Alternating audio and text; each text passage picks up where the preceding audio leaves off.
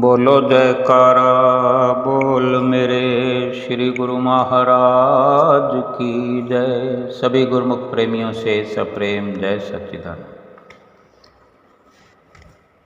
हर गुरुमुख प्रेमी को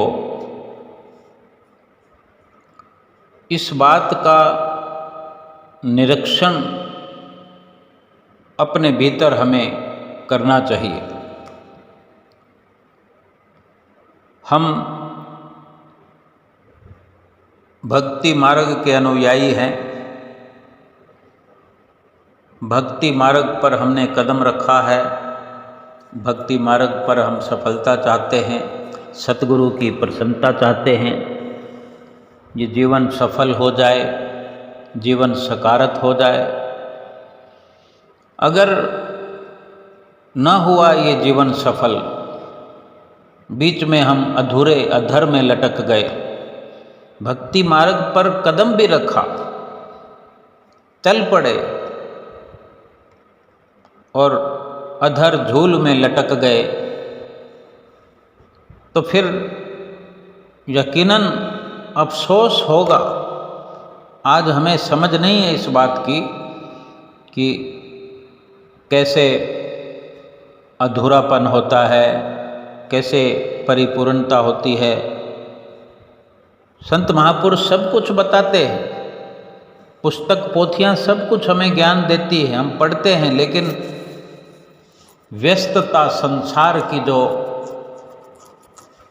हमारे साथ है, जो हम संसार में व्यस्त हैं, ये व्यस्तता ठीक प्रकार से हमें आगे बढ़ने नहीं देती। समझ हो कर के भी हम समझ का फायदा नहीं उठा सकते। विचार ये करना है कि हम पहले ये देखें कि हम कब से इस भक्ति के पथ पर लगे थे। भक्ति परमार्थ यानी सतगुरु की शरण कब मिली थी, हम विचार करें। कब नाम लिया था, कब सत्संग से जुड़े थे। पहल हो सकता है हम बच्चे रहे हों, अल्प आयु हो, 10 साल की, 5 साल की। उस वक़्त तो कुछ भी समझ नहीं होती, लेकिन अभ्यास जारी रहा है। कुटिया पर आने का, दरबार में जाने का, बार बार दर्शन करने का, सत्संग सुनने का, भजन सुमरन करो, भजन सुमरन करो। ये सुनने का भी एक हमारे कानों को काफ़ी अरसे से एहसास होता रहा है, आदत हो गई है। यही हम समझने की कोशिश करें कि जब से भी हमने शुरुआत की हो और जब से हम ठीक से समझने लगे हो सकता है हमने 5 साल की उम्र में नाम ले लिया हो, लेकिन 20 साल की उम्र में तो फिर हम अच्छे से जानने लगे होंगे। 15 साल ट्रेनिंग के लिए काफ़ी होते हैं, यानी 20 साल की उम्र में भी अगर कोई 25 साल की उम्र में नाम लेता है तो उसके लिए आगे का सफ़र है। लेकिन जो 5 साल की उम्र में नाम लेता है तो वो बचपना होता है। 20 साल की उम्र में तो कम से कम वो समझेगा ही कि मैं श्री गुरु महाराज जी का उपदेशी हूँ, श्री आनंदपुर दरबार का सेवक हूँ। इस प्रकार से परिपक्वता आएगी। और जो 25 साल की उम्र में नाम लेता है तो वो तो बहुत कुछ पहले ही ट्रेनिंग ले चुका होता है। फिर भी उसके लिए हम सोच लें कि 25 साल के बाद 30 साल में ही सही। ये बातें बहुत हल्के में हैं, बहुत साधारण वे में है। कुदरत की तरफ से किसी को समझने समझाने की छूट नहीं है कि तुम समझोगे तभी तुम्हारा ये जीवन पूरा होगा। हमारी उम्र ही ना हो 30 साल जीने की, उसके लिए कोई विचार नहीं है। ये तो उम्र पड़ी है, इसलिए हम ये केवल सत्संग को समझने और समझाने की हम एक समझने की कोशिश कर रहे हैं। और सभी के सभी समझने वाले हैं, समझाने वाला कोई नहीं है। आप भी समझ रहे हैं और मैं भी समझ रहा हूँ। मुझे भी समझना है, अंतिम श्वास तक समझना है। मैं भी और आप भी कोई पृथक नहीं है, अलग नहीं है। विचार ये करना है कि जब से भी हम शुरू हुए उस वक़्त कुछ ना कुछ हमारे भीतर वैराग, त्याग, भक्ति मार्ग पर चलने की आस्था, एक प्रेम, सतगुरु के लिए एक सुंदर भाव रहा होगा। 5 साल से जो बच्चा नाम लेकर के 20 साल की उम्र में तो ये सब हुआ होगा कि सतगुरु से उसको प्यार दिल में उमड़ पड़ा होगा, वैराग हुआ होगा कि मैं भी श्री दरबार में दर्शन हाल में जा कर के भजन गाऊं। आज हम देखते हैं छोटे छोटे बच्चे भी दर्शन हाल में माइक में जा कर के, जो संगत को दिखाई नहीं देते लेकिन आवाज़ सुनाई देती है। छोटा बच्चा होने के कारण वो अपनी जगह पर खड़ा है, माइक को नीचे कर दिया जाता है या माइक को हाथ में दे दिया जाता है। वो शब्द सुनने के लायक होते हैं कि ये क्या है, ये वैराग है, ये त्याग है, ये सतगुरु के प्रति प्रेम है जो भजन बोलने की हिम्मत करके आता है।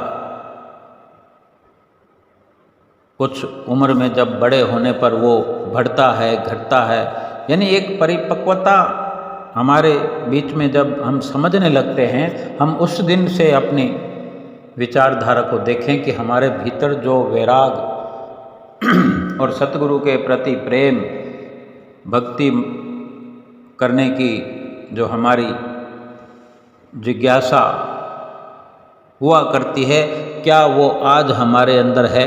बस इतनी सी बात है कि वो वैराग और त्याग आज भी हमारे भीतर है। यही निरीक्षण करना है अपने भीतर, यानी उसमें आज तक तरक्की हुई या कि हम वहीं के वहीं खड़े हैं या पीछे चले गए। सत्संग में तो लगातार पहुंच रहे हैं, दर्शन भी कर रहे हैं, कहीं समय और वक्त के झकोलों ने, संसार के बारूद के गोलों ने हमें कहीं पीछे तो नहीं सरका दिया और अब देखा देखी में ही केवल पहुंच रहे हो। ये भीतर हमें देखना होगा। अगर भक्ति मार्ग पर कदम बढ़ाया है तो अपने आप को पीछे नहीं जाने देना। अगर कोई कमी हो रही है तो अपने आचरण को हमें ठीक करना होगा। अपने दृढ़ निश्चय से आगे बढ़ने का हमें यत्न करना होगा। ये संसार के जो झकोले हैं, तूफान बन करके हर जीव का पीछा करते हैं, भजन भक्ति करने नहीं देते। कदम कदम पर मुसीबतें आती हैं, भक्ति करने की वजह से नहीं आती। एक आवाज़ हम अक्सर सुनते हैं कि भक्तों को परेशानियां आती है, तो क्या संसार वाले क्या मज़े कर रहे हैं? जो भक्ति नहीं करते उनको क्या आनंद भरपूर मिला हुआ है? वो तो परेशानियों का घर हैं, वो तो मुसीबतों का उनके पास तो जमघट लगा हुआ है। लेकिन भक्तों का तो केवल नाम उजागर किया जाता है। असल में अगर हकीकत को दोहराया जाए तो भक्तों से तो मुसीबतें भाग जाती हैं और बिना भक्ति करने वालों की अगर बात करें तो वो तो मुसीबतों से डर के भाग जाते हैं, लेकिन भाग कर जाएंगे कहाँ? जहाँ जाएंगे वहीं काल है। जहाँ जाए तहाँ काल है, कहे कबीर समझाए। लेकिन जो भक्ति करने वाले हैं उनसे तो काल भी घबरा कर भाग जाता है, काल भी अपनी जगह छोड़ देता है। ये असलियत है भक्तों की। भक्तों को मुसीबत आती है वो मुसीबत से जूझते हैं, दूसरों को दिखता है कि ये बड़ी मुसीबत में है, लेकिन भक्त लोग कभी विचलित नहीं होते। ये इतिहास भरे पड़े हैं, कितने कितने मुसीबत के अंदाज में दिखाया है भक्तों को, लेकिन किसी भक्त ने ये तो नहीं लिखा कि मुझे मुसीबत आ गई। और मुसीबत आने पर क्या कोई हंसता हुआ रह सकता है? संसार में तो बिना भक्ति करने वालों के हम हाल अगर देखें, 1-1 करोड़ की गाड़ियों में बैठे हुए भी उनके होश उड़े हुए होते हैं। एयर कंडीशनर में बैठने पर भी उन्हें पसीने आ रहे होते हैं। लाखों करोड़ों की रोज कमाई करने पर भी उनकी चिंताएं नहीं मिटती। ये कैसा आनंद है? और यहीं इसी के उलट अगर भक्तों का हम देखें कि एक वक्त का खाना होता है, दूसरे वक्त का नहीं होता, लेकिन उनके चेहरे पर मुस्कुराहट होती है। अपने सतगुरु पर, अपने परमात्मा पर पूरा यकीन, पूरा भरोसा होता है, और भक्ति उनका लक्ष्य होता है।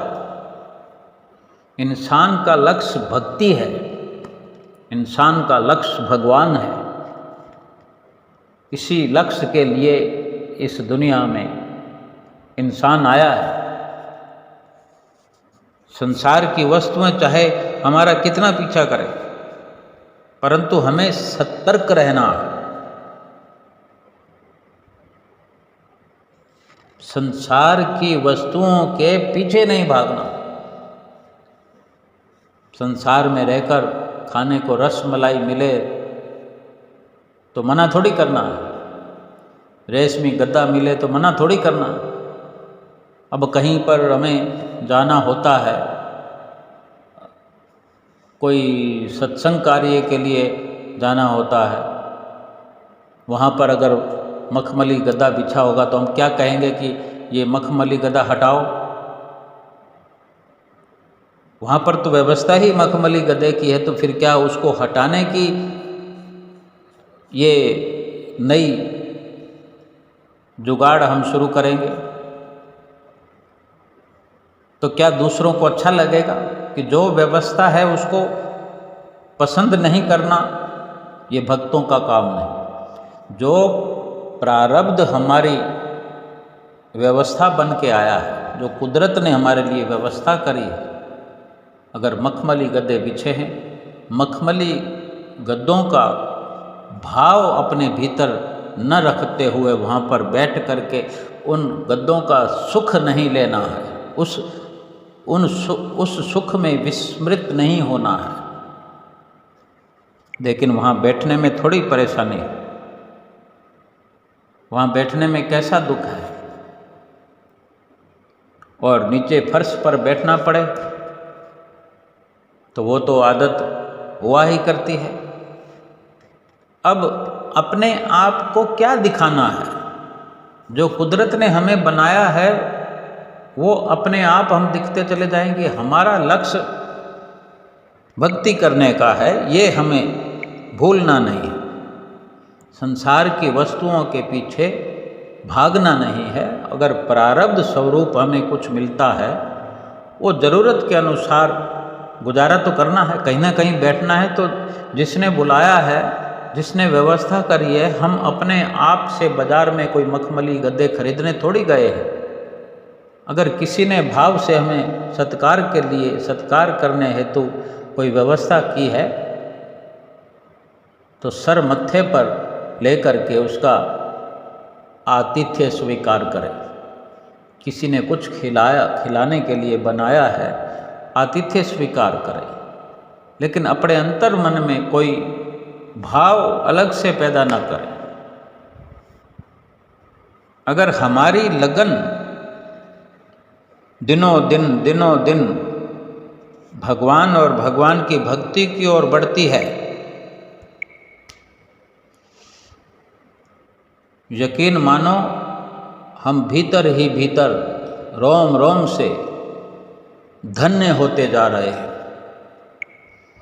इस संसार की जो भी व्यवस्था है, प्रभु का आशीर्वाद समझकर स्वीकार करते जाए। अपने मन को किसी वस्तु विशेष के पीछे नहीं भागने देना, ये पहली प्राथमिकता भक्ति करने वाले की होनी चाहिए। चाहे कोई गृहस्थ में हो, चाहे कोई सेवा में हो, कोई स्त्री हो, पुरुष हो, बच्चा हो, बुजुर्ग हो, गरीब हो, अमीर हो, जिसकी जैसी व्यवस्था कुदरत ने की है, प्रारब्ध के द्वारा हुई है, उसका इस्तकबाल करो, उसको स्वीकार्य करते हुए अपने मन को ललचाने से रोकना है। अपने भीतर उन वस्तुओं का सिमरन नहीं होना चाहिए। अपने भीतर सुमरन जो है वो अपने इष्ट देव मालिक की भक्ति का, अपने इष्ट देव के स्वरूप का ध्यान करते हुए। कोई और हमारे बारे में क्या सोचता होगा, कोई क्या कहेगा, कोई क्या कह रहा है, इससे हमें क्या प्रयोजन है, हम खुद विचार करें। आजकल ये बहुत बड़ी भयंकर बीमारी चली हुई है कि अगर ऐसा हो गया तो कोई क्या सोचता होगा, कोई क्या कहता होगा। ये भीतर निरीक्षण हमने करना है कि आज हम कहाँ पहुँचे हैं। इन तकियानुसी बातों से बहुत ऊपर जाना है। हमारा जो निज स्थान है वो सफ़र करते हुए बहुत दूर जाना है। रास्ते में कई पड़ाव आएंगे, कई लोग आएंगे, कई सामान आएंगे, किसी न किसी प्रकार से हमें विचलित करने के लिए तैयार रहेंगे। लेकिन हमने अपने लक्ष्य की ओर ध्यान रखना है कि अगर भक्ति प्राप्त करनी है, भगवान को प्राप्त करना है, जीवन सफल करना है, अपने सतगुरु की प्रसन्नता प्राप्त कर, ये सोचें कि हमारे सतगुरु क्या कहेंगे। अगर गलती करी, सतगुरु के हिसाब से नहीं चले तो सतगुरु क्या कहेंगे। भगवान के हिसाब से नहीं चले तो भगवान क्या कहेंगे। जिस सफ़र पर हम चल पड़े हैं भक्ति और परमार्थ के, तो भगवान के पास ही जाना है ना। और फिर भगवान के पास जाने में देर हो जाएगी तो फिर बीच में लटक नहीं जाएंगे। जन्म तो फिर चला जाएगा, चलो अगर अधूरा काम रह गया तो अगला जन्म फिर मिल जाएगा।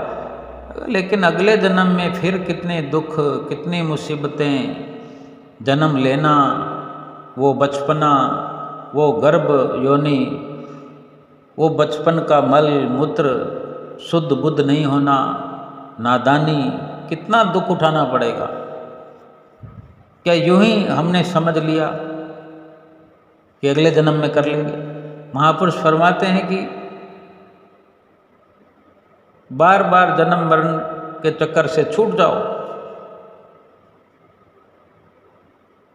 अपनी कोशिश ऐसी होनी चाहिए कि इसी जन्म में, और हम जहाँ पहुँच रहे हैं परमात्मा के पास, तो हमें केवल उन्हीं का ख्याल होना चाहिए, उनकी हिदायत को याद रखे हुए हमें चलना चाहिए कि वो क्या कहेंगे, वो क्या सोचेंगे, कि उन्होंने क्या कह कर के हमें भेजा था। सतगुरु ने हमें नित्य प्रति समझाया, वो क्या सोचेंगे।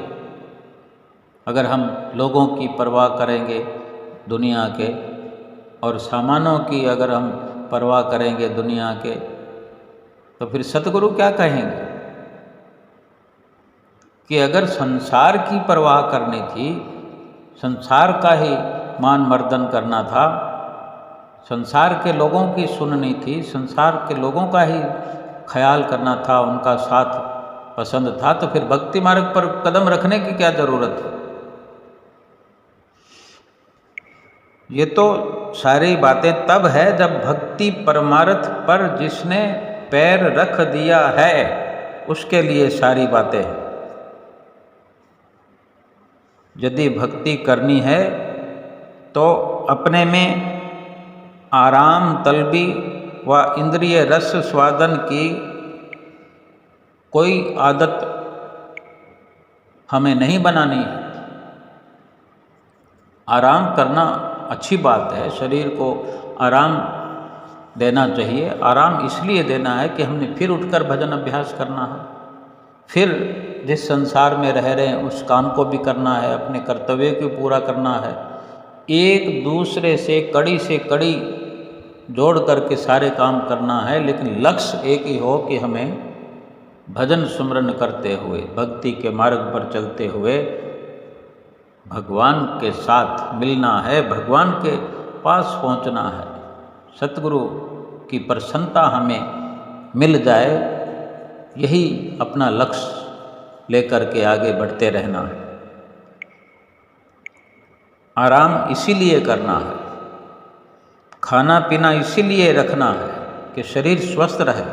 शरीर को स्वस्थ रखना हमारी पहली प्रार्थना है, पहली प्राथमिकता है। अब कोई जो खाने पीने में लगे कि रसमलाई खाऊं, गुलाब जामुन खाऊं, इमरती खाऊं, ये भी खाऊं, वो भी खाऊं, अगर इसी गणना में हम लगे रहे फिर भक्ति पूरी नहीं हो सकती। पूरी क्या, शुरुआत होने में भी संशय हो जाएगा। हमारी चित्तवृत्तियों में कुछ रहे ही ना। शरीर को हष्ट पुष्ट रखने के लिए कुदरत ने रचना की है। प्रयास ये हो कि कुदरती जो सामग्री है उसी का इस्तेमाल करें। जो बने बनाए बनाकर बिकने वाले खाद्य पदार्थ हैं उनसे जितना बचने की कोशिश करेंगे, भक्ति में अधिक तरक्की होगी, बढ़ोतरी होगी, भक्ति में लगन बढ़ेगी। इंद्रियों के रसों की तलब करना भक्ति के लिए बहुत घातक है। अपने आप को संपूर्ण तौर पर बचा के रखना। ये जो किसी से मिलने की कोशिश लगे रहते हैं, किसी को फ़ोन करना है, उसको फ़ोन करूं, उसको फ़ोन करूं, जिसको काम नहीं है, अगर फुर्सत है तो ज़रूरी नहीं कि सारा दिन सिमरन करें, ऐसा नहीं हो सकता। सिमरन ज़रूरी तो केवल इतना ही है अपने जो हमें संतों महापुरुषों ने बताया है। लेकिन क्या है कि जो बहुत सारी मित्रताएं हम बनाकर रखते हैं, ये भी हम अपने भीतर निरीक्षण करें कि धीरे धीरे हमारे दोस्त, मित्र, रिश्तेदार चित्तवृत्तियों में जिनका नाम लिखा हुआ है वो बढ़ रहे हैं या घट रहे हैं। प्रभु से प्रेम तभी बढ़ेगा, भक्ति मार्ग में तरक्की तभी करेंगे जब संसार के लोगों का, मित्रों का, रिश्तेदारों का नाम घटता चला जाएगा। नए नहीं के बराबर जुड़ेंगे। अब कर्तव्य कर्म तो करने ही पड़ते हैं, लेकिन हमारे चाहने पर भी उनको अपने साथ हम रख तो नहीं सकते। मित्रों को, रिश्तेदारों को चाह कर भी कोई अपने साथ बांध नहीं सका। फिर उनके पीछे अपनी चित्तवृत्तियों को दौड़ाना, मन को दौड़ाना, यही समझना है कि आज हम जिनसे फ़ोन पर बात करने के लिए बहुत अच्छा महसूस करते हैं, या हम खुद अपने आप हम फैसला हमारे अपने आप से ही हो जाए तो अच्छा है कि 10 साल पहले हम जिन जिन से बात किया करते थे, आज 10वें साल में भी क्या उन सब से बातें हम करते आ रहे हैं या उनकी जगह किसी और ने ले ली? ये रिश्तेदारों में भी, मित्रों में भी, ग्राहकों में भी, हर प्रकार से हम विचार करें, हर श्रेणी में तब्दीलियाँ होती रही है, आगे भी होती रहेंगी। समझना यह है कि जो हमें लगी रहती है, धुन सवार होती है, उसको फ़ोन करूं, उसको फ़ोन करूं, तो ये जो आदत है कहीं भक्ति से हमें भटकाने वाली है। इससे बेहतर है कोशिश ये करें कि थोड़ा थोड़ा बचाव करें और थोड़ा इधर झुकाव करें। कोई सत्संग की किताब पढ़े, कोई पोथी पढ़े, कोई भजन किसी तर्ज पर लेकर के हमें अच्छा लगता हो तो बहुत सारी ये होती हैं, और कोई मोबाइल भी देखते हैं तो उसमें कोई भजन देखें जिसमें कोई भगवान का भाव आए, खुद गुनगुनाने की कोशिश करें, कोई दृष्टांत पढ़ें, कोई कहानी पढ़ें, किसी भक्तों की कहानी पढ़ें, कोई संतों की कहानी पढ़ें। श्री दरबार की तो अपने इतनी कहानियाँ हैं, इतनी लीलाएं हैं। अभी तो अमर ज्योति दर्शन ग्रंथ श्री हजूर गुरु महाराज जी ने हमारी झोली में डाल दिया है। इनको बार बार पढ़ने से दिलचस्पी होने लगेगी, रस आने लगेगा। ग्रंथ अमर ज्योति जो पुराना ग्रंथ है उसको पढ़ें कि किस प्रकार हमारे श्री परमहंसों ने, श्री परमहंस दयाल महाराज जी दूसरी पातशाही गुरु महाराज जी ने पहली पातशाही गुरु महाराज जी की प्रेरणा और उनकी आज्ञा से श्री आनंदपुर धाम की ज़मीन को, धरती को खरीद किया। फिर कैसे दूसरी पातशाही गुरु महाराज जी की आज्ञा से तीसरी पातशाही गुरु महाराज जी, चौथी पातशाही गुरु महाराज जी, और फिर जब आगे चलकर तीसरी पातशाही गुरु महाराज जी गद्दी नशीन हुए, गद्दी पर विराजमान हुए, तो चौथी पातशाही गुरु महाराज जी और पंचम पातशाही गुरु महाराज जी भक्त वेश में, फिर साधु वेश में, और आज ये हजूर गुरु महाराज जी हैं। ये सभी श्री आनंदपुर धाम की इस धरा धाम को आज ये जो हम देख रहे हैं, ये सब आप इन महापुरुषों के एक एक पल की मेहनत का, सेवा का, जीता जागता ज्वलंत उदाहरण है। पढ़ने से ज्ञान होता है, ज्ञान से फिर अपने भीतर जागृति पैदा होती है, वैराग पैदा होता है कि क्या ज़रूरत थी इन्हें, जो इतनी लंबी यात्रा, पूरे जीवन का सफ़र इसी परोपकार में लगा दिया, और साथ में इनके जितने आदरणीय महात्मा जन, बाई जन जो कभी भक्त वेश में थे, फिर महात्मा बने साधु वेश में, सब कुछ छोड़ छाड़ कर परोपकार में लगे। हमें भी कुछ सीखना चाहिए, समझना चाहिए। केवल यही हम सोचते रहे कि भाई चलो सुबह उठे, गुरु महाराज जी को मत्था टेक लिया, कभी एतवार हफ्ते में 10 दिन में, दूसरे एतवार 15 दिन में कुटिया पर चले गए, कभी साल में एक बार दर्शन करने चले गए, दर्शन करने गए, लाइनों में गए, मत्था टेका, आ गए, चल हो गया भाई हम गुरु महाराज जी के सेवक हैं, हम गुरुमुख हैं। सेवक तो वो भी हैं जिन्होंने खून पसीना एक करके ऐसी ऐसी माताएं बैठी हुई हैं, आज भी दरबार में हैं, ऐसी ऐसी माताएं जो बाईजन साधु चोला में आज बैठी हुई हैं। जो शरीर छोड़ गए हैं वो तो बात दूसरी है, लेकिन जो आज भी हमारे सामने दरबार में विराजमान है, आश्रमों में विराजमान है, ऐसे ऐसे महात्मा जन बुजुर्ग आज भी हैं, ऐसे ऐसे भक्त जन जो आज भी हैं, उन्हें क्या ज़रूरत थी फिर?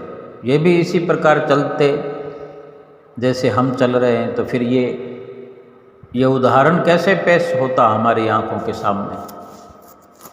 हमें कुछ सीखने की ज़रूरत है, और इसी प्रकार से भीतर भी और बाहर भी हमें अपना स्वयं का निरीक्षण करना है कि हमको क्या करना चाहिए। महापुरुषों के जो आदर्श हैं वो हमें अपने अंदर स्थापित करना चाहिए।